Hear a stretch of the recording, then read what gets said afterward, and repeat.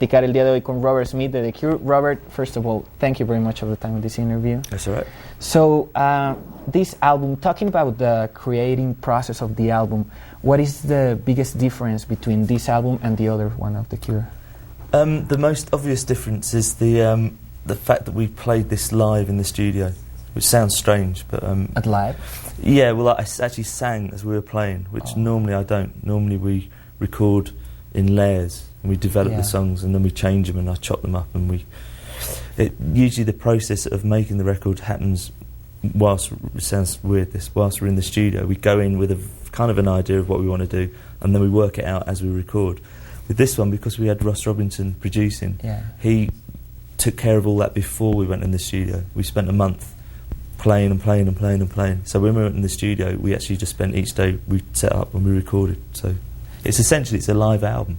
And I mean, you've been in a lot of times in a record studio.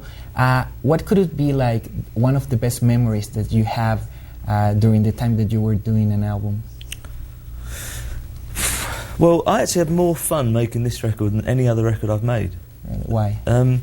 Because it was so intense all the time. I really loved it. Ross works as hard as I do, and he is as intense as I can be. He's enthusiastic and totally involved in the process. Yeah. So it was really nice for me to have someone who was there all the time, because normally the band isn't there all the time. They do their bit and then they disappear. So most of the time I feel kind of quite lonely when I'm making albums, which is a good thing, I suppose. When I'm singing, it helps me to... And sometimes you need that loneliness to create better music. Yeah, I mean, there are thousands of times in the studio when I've thought, this is so good. I mean, really, every time that you finish a song is a really great feeling. You know, every time you finish a mix of a song, it's like you've made something from nothing. It's like the reason why I still do it, that feeling. Yeah, and talking about memories of yourself, you have two older brothers, right? I've got one older brother. One older brother. Yeah. What is the most important thing that you learned from him?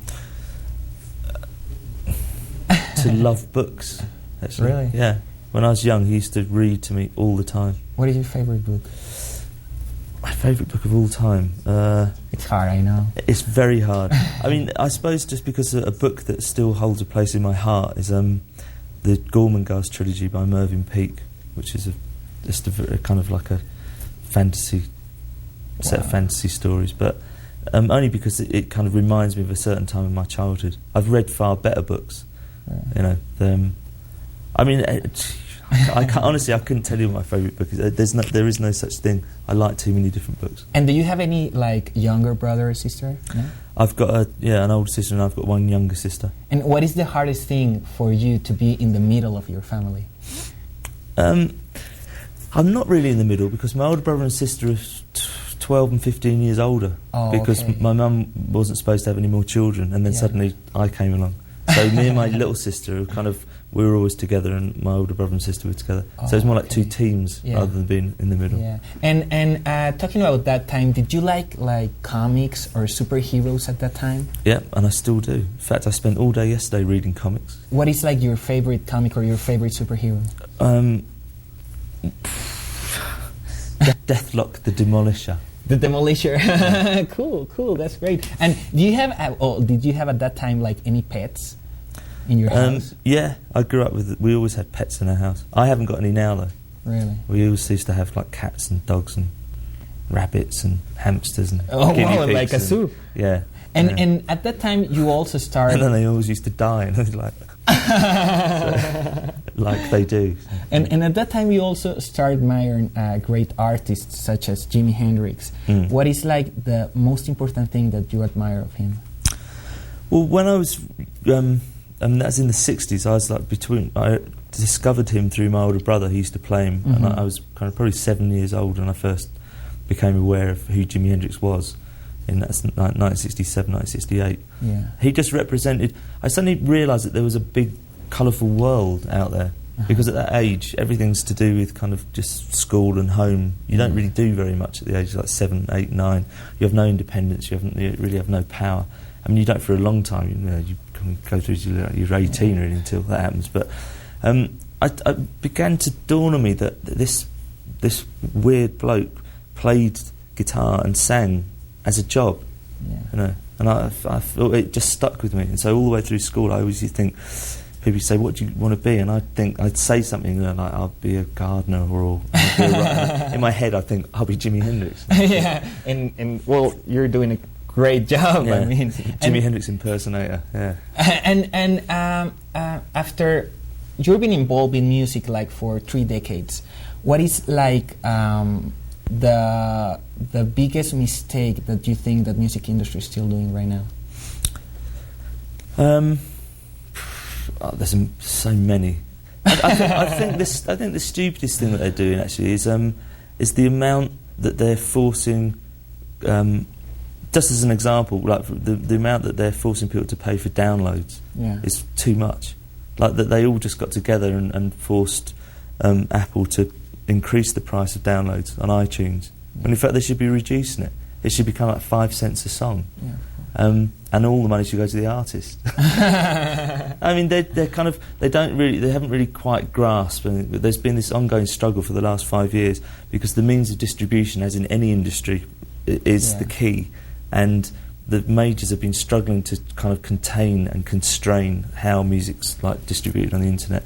And they've come up with such half-baked ideas, and none of them have really worked. And the fact that they're...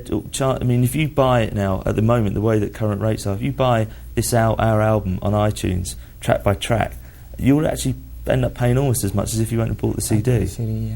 I mean, it doesn't make any sense at all. So that's just one very obvious big mistake that they're making. Because and as an artist, it hurts because they're forcing people to download music illegally still. Yeah. Because no one's going to pay, like, 50 cents for a song. I mean, why should you?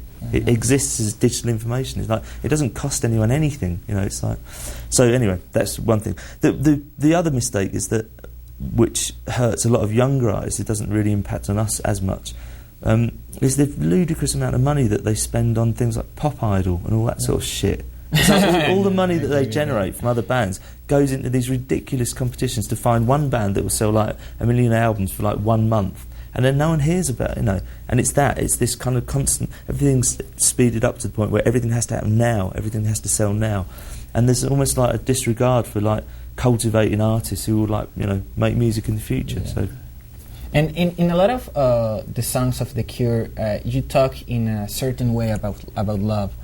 What is, like, your own definition about love?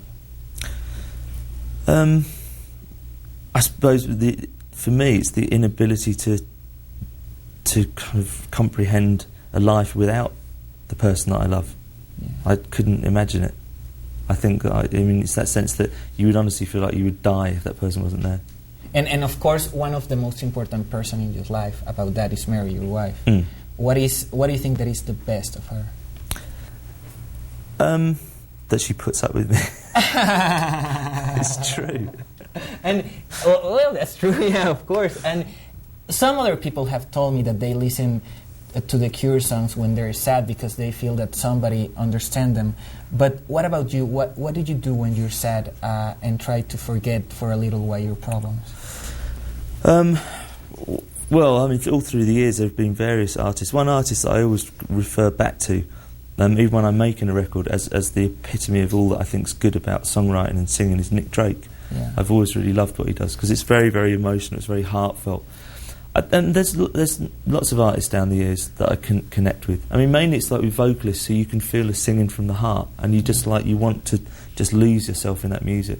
But there's also, strange enough, my favourite music for the last few years to listen to when I'm feeling a bit down is Mogwai, and they don't really have any vocals. That is in the Curiosa Festival. Right? Yeah, and I think the reason is because it's the most beautiful music I've ever heard, and there's no words, so I actually sing. So I just sing to myself when I'm listening to it. So it's I find it very therapeutic, actually. They're the best band on the planet. Cool. And